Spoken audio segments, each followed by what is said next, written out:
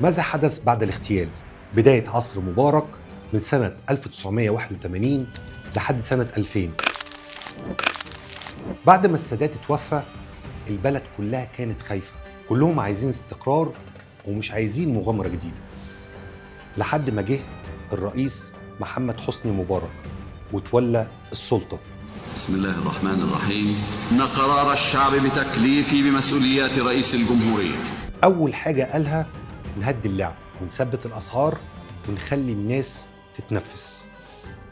وفعلا سنة 1981 التضخم اللي كانت نسبته 20% وصل ل 10%، وبعد كده ابتدى يرجع لمستوياته العالية، مرة 15 مرة 17.